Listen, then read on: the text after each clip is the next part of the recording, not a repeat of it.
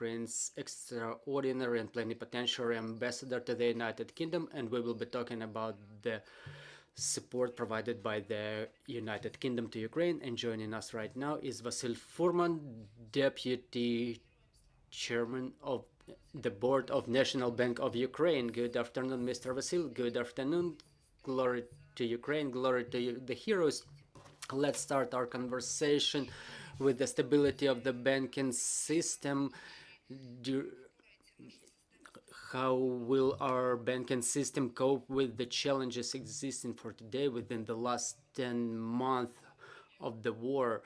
Thank you for your question. I would like to say that I'm the member of the board of the National Bank of Ukraine, and I will be expressing my personal opinion answering your questions. So talking about the operation of the banking system, the full-scale war of Russia against Ukraine will have long consequences for financial sector, but thanks to the professional actions of the National Bank of Ukraine and the banking system in general, we still keep our defense positions. In no country of the world we could witness the 24/7 stable operation of the banking system. We were able to avoid the uncontrolled inflation, devaluation, and thanks to the timely fixation of the exchange rate, there is still pressure on the exchange rate. It's not as big as it was back in June, July, but it still exists. This is why National Bank performs interventions for buying out the foreign currency. And also National Bank of Ukraine raised the interest rate to make the hryvnia deposits more attractive to the people. And in my opinion, as an expert, we implemented the transmission mechanism, which would allow us to avoid many negative factors influencing the rate of hryvnia, the exchange rate. The situation in the currency market is currently controlled. As of today, the amount of deposits reached the pre-war level, and as to the banks, they entered the crisis with the huge liquidity reserves. Everybody had emergency action plans, and the trust to the banks during these last days is already growing. We could say the residues of capital as of December, we had plus 245 billion hryvnias. Those are the deposits of the individuals and businesses in the banking system, which grew lately. The deposits of the individuals grew 37%, and the deposits of businesses grew 11% within the last 3 months. Still, there is a financing required for different industries, such as, for example, agriculture. The mass lending to the business is currently only possible with the government support. If we look, for example, at absolute or relative indicators of lending, the general summary could be, so if we talk about the lending to retail, the lending decreased a little bit more than 12% or 29 billion hryvnia as of 9th December, comparing to the 24th of February. It's a different comparison basis, which may demonstrate different figures. If we look at corporate segment, as of 9th of December, the lending grew 4%, or 18 billion hryvnia. In corporate segment, the currency lending fell. And during the martial law, the 5-7 within the program of 579 program,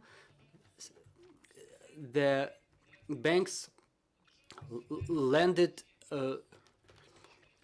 16,000 credits to the businesses, and the credit risk still remains a key issue for the banks, and its realization is still the major threat to the sector.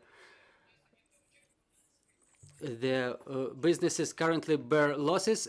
According to the estimates of the National Bank of Ukraine, the banks will lose about 20% of their lending portfolio during the war. The non-performing loans as of the 1st of November is 35.5%, comparing to the 1st of March this year. If we see the scale of the non-performing loans in the system, it grew 112 billion hryvnias. If we see the general results, the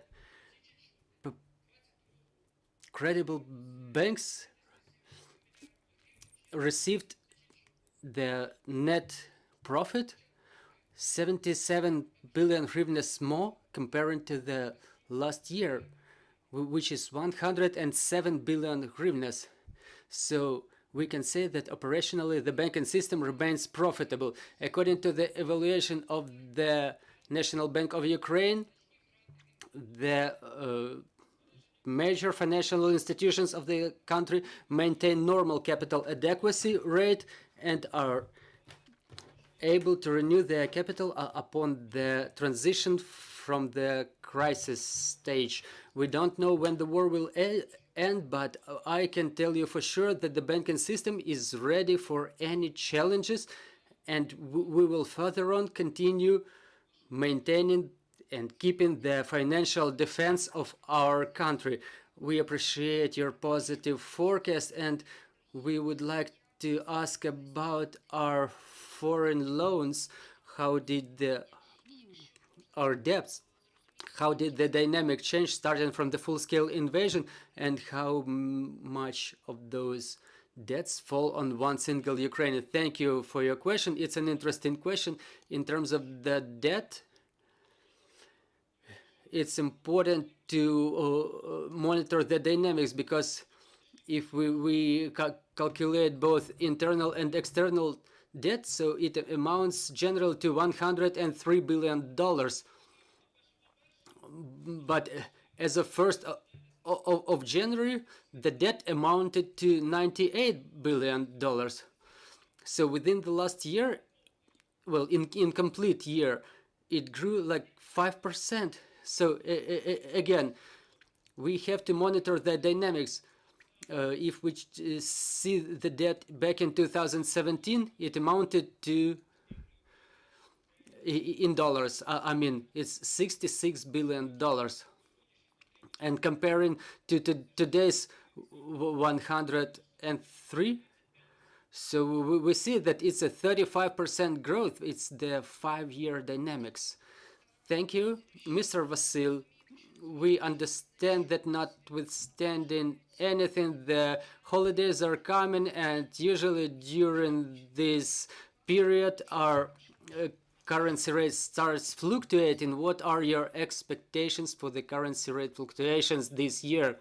Well, let's be honest. On one hand, we as a national bank does not or provide this specific forecast for the holidays, but we've seen some research of Ukrainian analysts and foreign analysts, and they estimate evaluate Ukrainian hryvnia as a relatively stable currency. So again, thanks to the professional activities of the National Bank of Ukraine, it's the informative banking system, and again, it's the huge support of our international partners. So our microeconomic indicators comparing with others, all right, let's be honest, today we have a 27% inflation, but in some countries which are not in war, they have inflation at the same level. For example, in Poland, inflation rate is 17%. So it's a pretty good indicator for Ukraine, and I hope it will reach its maximum point and then it will decrease. So National Bank forecasts the inflation to decrease next year. Well, we had a forecast of more than 20% inflation this year, which was relatively precise.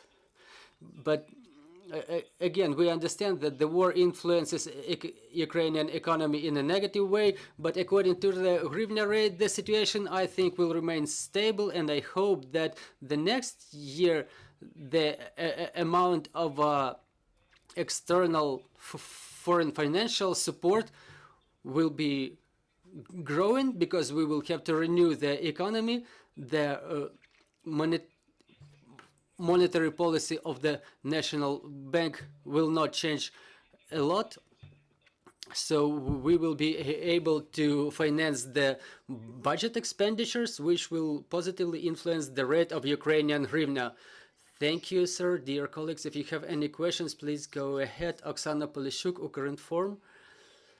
Could you please tell us what will be the destiny of Forward Bank and Alpha Bank? We know that they have issues with capital adequacy, and as to the estimates of the National Bank of Ukraine, how many banks will have problems with the capital as a result of the year, and how can National Bank of Ukraine influence this situation during wartime? Thank you for this question.